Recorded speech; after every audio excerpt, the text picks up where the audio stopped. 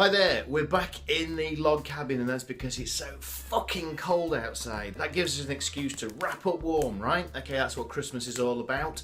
And today I am wearing kind of a maths t-shirt. This is Ho Cube, so that'd be ho ho ho.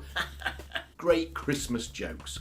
Lovely Christmas jokes. Right, today's episode is all about, remember, the Home Alone sequels. There is a caveat involved in this, which I'll come to after the intro music and blah, blah, blah, blah, blah. Sleigh bells?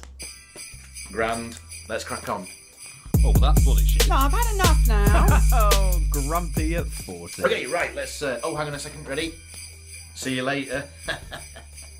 That's just, I think, social media joke. Let's not dwell on this, okay?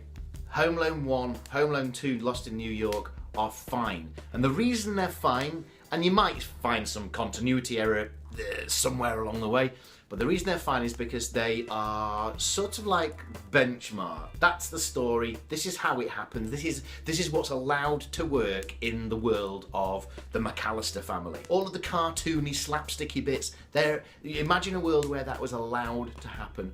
Fine. Then part 3 comes along. Part 3 is nothing to do with the first two Home Alones. In fact, it has a very contrived way of dealing with Christmas. And Home Alone is a Christmas movie, first and foremost. Comedy second, third, Christmas comedy. Yeah, that is definitely a genre. Right, but the number 3 is a fucking New Year's, the gap between Christmas and New Year's. What sort of a fucking holiday? That's the worst time of fucking Christmas, is that bit where the big day is over, even the Boxing Day bit is over, and you've just then going, oh, now I've got to count down to the next fucking year. The holiday's over, forget it, take all this shit down off the house. All up until that point, Christmas is fantastic, and then it's going, nah, it's like the equivalent of a Sunday. It's the year's equivalent of a Sunday, just counting down to the time you have to go back to work. It's bollocks. So that doesn't work for me anyway. The second part of this is he's hardly ever fucking alone. I mean, for a start, his parents, they're bad parents, right? In the first 2 films, right, it was a complete accident. This third one is like a parent making a conscious decision to leave a fucking child on their own, who's, 1, got chicken pox,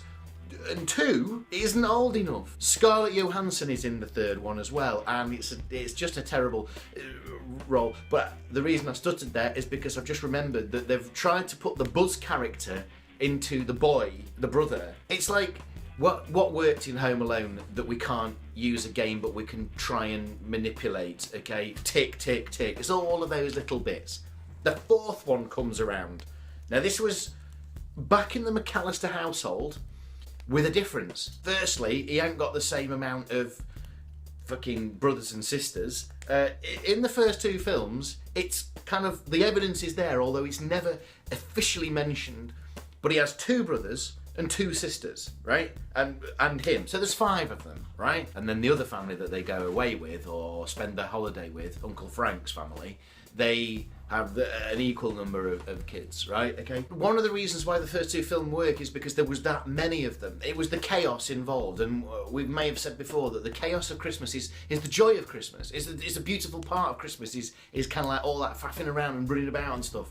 And that's why the first 2 films work, is because it's the Christmas we all really want. It's why National Lampoon's Christmas Vacation works. It's because you might not want the family there, but the fact that there's chaos there makes it fucking work. In the fourth one, then, there's a family breakup, so the mum and dad are splitting up, and then there's the wrong amount of kids. What sort of a fucking Christmas is this? Okay, it's shite, that's what it is.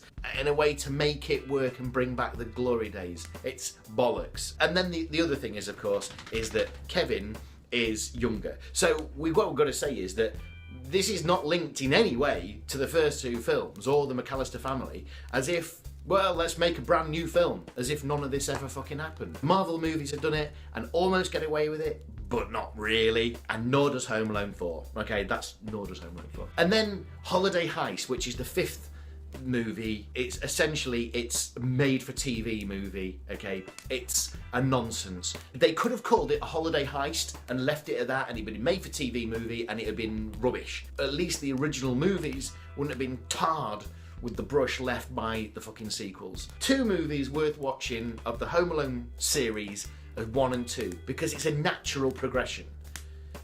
3, 4 and 5, shite.